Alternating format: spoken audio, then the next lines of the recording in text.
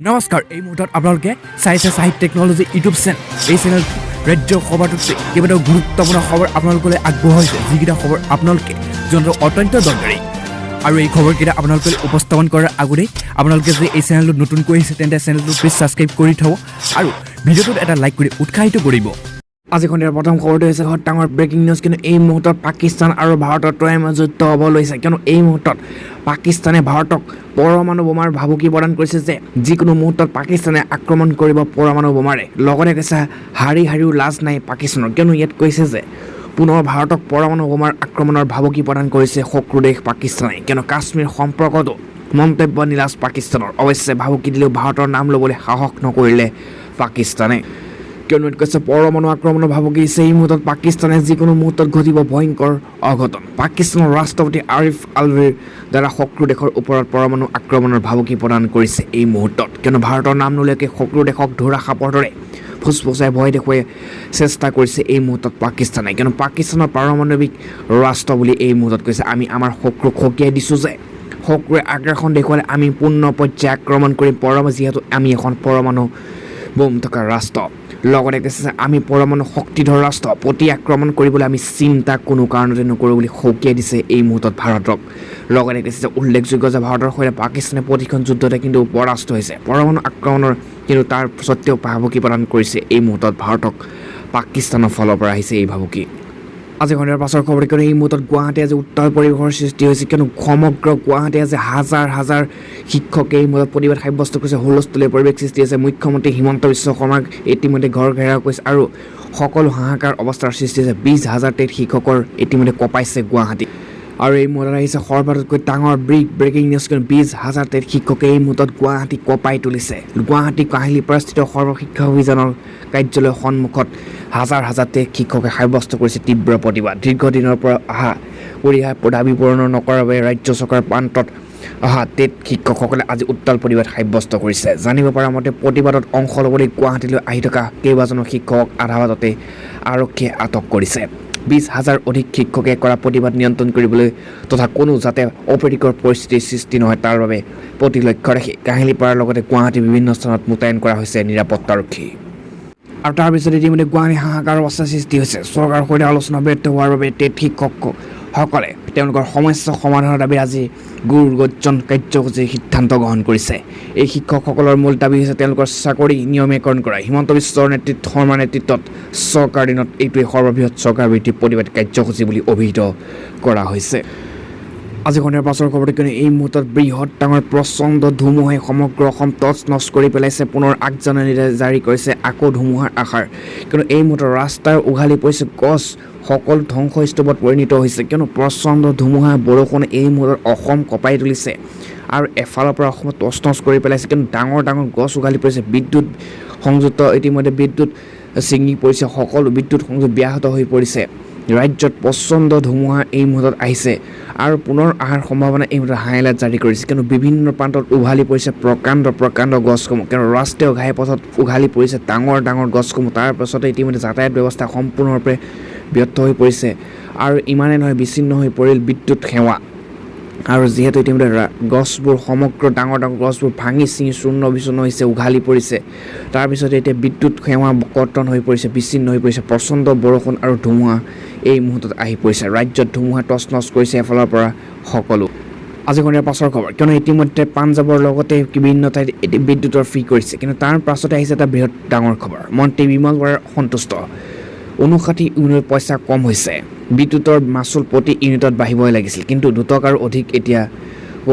কিন্তু এতিয়া কমিছেহে বুলি কৈছে আৰু বিদ্যুতৰ ইতিমধ্যে সম্পূৰ্ণ মাচুল কমিছে বুলি কৈছে অসম চৰকাৰৰ বিত্ত বিভাগে চলিত বৰ্ষৰ 1 এপ্ৰিলৰ পৰা কাৰ্যকৰী হোৱাকৈ বিদ্যুতৰ মাচুল প্ৰতি ইউনিটত 59 টকাকৈ বৃদ্ধি কৰাৰ সিদ্ধান্ত গ্ৰহণ কৰিছিল যদিও এই সিদ্ধান্তৰ ফলত স্বাভাৱিকতে অসন্তুষ্ট ৰাজ্যৰ জনতা পিছে এই সন্দৰ্ভত শক্তিমন্ত্ৰী বিমল বৰাই প্ৰতিক্ৰিয়া খোজাত মন্ত্ৰীগৰাকীয়ে সাংবাদিকৰ আগত দিলে অদ্ভুত যুক্তি মন্ত্ৰী বিমল বৰাৰ মতে 59 পইচাৰ পৰিৱৰ্তে প্ৰতি ইউনিটৰ মাচুল বাঢ়িব লাগিছিল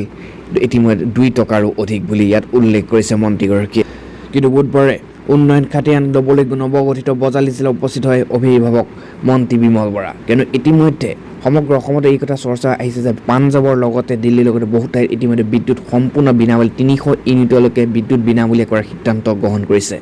চৰকাৰ গঠন হোৱাৰ পিছতে এই সিদ্ধান্ত গ্ৰহণ কৰিছে কিন্তু ইয়াত কৈছে তাৰ পিছতে বিদ্যুতৰ মাচুল বৃদ্ধি সন্দৰ্ভত এনেদৰে তুলুঙা মন্তব্য আগবঢ়াইছে মন্ত্ৰীগৰাকীয়ে যুক্তি দিয়ে যে কৰোনাৰ বাবে বৃদ্ধি পাইছে বিদ্যুতৰ মাচুল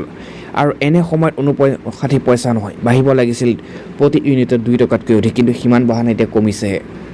হঠাৎ ছবি জগতক এৰি গৈছে এজন অভিনেতাই হঠাৎ মৃত্যুমুখত পৰাৰ পিছতে হাহাকাৰ অৱস্থাৰ এতিয়া ছবি জগতত কিয়নো হৃদৰোগত আক্ৰান্ত হৈ মৃত্যু জনপ্ৰিয় অভিনেতা আৰু লগতে শোকৰ চাপ পৰিছে কিন্তু টলিউডৰ জনপ্ৰিয় অভিনেতা অভিষেক চেটাৰ্জীৰ মৃত্যুমুখত পৰিছে বুধবাৰে নিশা ইতিমধ্যে শ্বুটিং চলি থকাৰ সময়তে অসুস্থ হৈ পৰে তেওঁ তাৰপিছতে প্ৰিন্স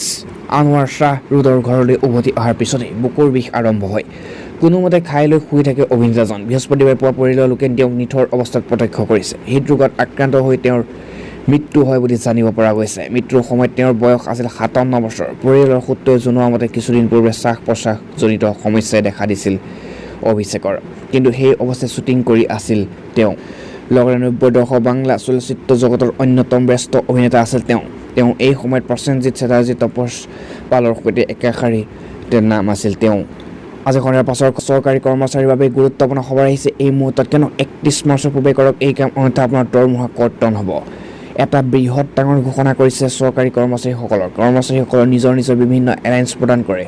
ইয়াৰ ভিতৰত এটা চিলড্ৰেন এডুকেশ্যন এলায়েন্স লগতে কৈছে যে মহামাৰীৰ বাবে যিসকল কৰ্মচাৰী 2020ত চিলড্ৰেন এডুকেশ্যন এলায়েন্স ক্লেইম কৰিব পৰা নাছিল তেওঁলোকৰ ওচৰত এয়া শেষ সুযোগ চৰকাৰী কৰ্মচাৰীসকলে 31 মাৰ্চৰ 2022লৈ কোনো নথিপত্ৰ চিলড্ৰেন এডুকেশ্যন এলায়েন্স ধনৰ বাবে আবেদন কৰিব পাৰে কিন্তু কৰ্মচাৰীসকলৰ সপ্তম আয়োগে পৰামৰ্শৰ মতে প্ৰতিমাহে 2টি সন্তান বা চিলড্ৰেন এডুকেশ্যন এলায়েন্স হিচাপে 4,500 টকা লাভ কৰিব পাৰে এটা বৃহৎ খবৰ কিয়নো ইয়াত কৈছে যে সপ্তম দৰমহা আয়োগৰ পৰামৰ্শতে প্ৰতিমাহে 2টি সন্তান বা চিলড্ৰেন এডুকেশ্যন এলায়েন্সৰ হিচাপে 4,500 টকা লাভ কৰিব কিন্তু কৰোনা মহামাৰীৰ বাবে স্কুল বন্ধ থকাৰ ফলত ক্লেইম কৰিব পৰা নাছিল এতিয়া চৰকাৰে নিজৰ কৰ্মচাৰীসকলক ইয়াৰ বাবে অন্তিম সুযোগ প্ৰদান কৰিছে বিগত বৰ্ষত মহামাৰীৰ বাবে কেন্দ্ৰীয় চৰকাৰে children education alliance claim self certificate কৰি দিছিল চৰকাৰ এই সিদ্ধান্তৰ ফলত 50 লাখ কেন্দ্ৰীয় কৰ্মচাৰী সকাহ পাইছিল এই বিষয়ে ডিপাৰ্টমেণ্ট অৱ পাৰ্চনেল অৱ ট্ৰেইনিঙে বিবৃতিও প্ৰকাশ কৰিছিল আজি সন্ধিয়াৰ পাছৰ খবৰ কিন্তু ৰাছিয়াৰ পাৰমাণৱিক অস্ত্ৰ ব্যৱহাৰ কৰিলে ভাৰতৰ ইয়াৰ প্ৰভাৱ পৰিব নেকি উত্তৰ দিলে ইতিমধ্যে মন্ত্ৰী জিতেন্দ্ৰ সিঙে লগতে কৈছে ৰাছিয়াৰ পাৰমাণৱিক অস্ত্ৰ ব্যৱহাৰ কৰিলে ভাৰতত প্ৰভাৱ পৰিব নেকি উত্তৰ দিলে মন্ত্ৰী জিতেন্দ্ৰ সিঙে ৰাছিয়াৰ ইউক্ৰেইনৰ যি ধৰণে আক্ৰমণ অব্যাহত ৰাখিছে তাৰ পৰিপ্ৰেক্ষিতত ৰাছিয়াই পাৰমাণৱিক অস্ত্ৰ ব্যৱহাৰ কৰিব নেকি বুলি চৰ্চা চলিছে বিশ্বত এনে চৰ্চাৰ মাজতে ভাৰতৰ ক্ষেত্ৰত কোনো ধৰণৰ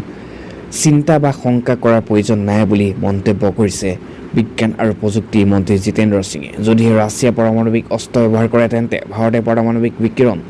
প্ৰতিৰোধৰ বাবে কিবা ব্যৱস্থা গ্ৰহণ কৰিছে নেকি বুলি সোধা এটা প্ৰশ্নৰ উত্তৰত জিতেন্দ্ৰ সিঙে কয় ভাৰতৰ পাৰমাণৱিক বিকিৰণ কোনো প্ৰভাৱ নপৰে উল্লেখযোগ্য যে ৰাছিয়াৰ ৰাষ্ট্ৰপতিৰ মুখপাত্ৰ ডিমিত্ৰি পেস্কভে সংবাদ মাধ্যমৰ আগত কৈছে যে ৰাছিয়াই ইউক্ৰেইনত পাৰমাণৱিক অস্ত্ৰ ব্যৱহাৰ কৰিব যদিহে দেশখনে নিজৰ অস্তিত্বৰ ক্ষেত্ৰত ভাবুকি আহে আৰু সাংবাদিকৰ প্ৰশ্নৰ উত্তৰ তেওঁ কৈছে যদি আমাৰ দেশৰ বাবে ভাবুকি আহে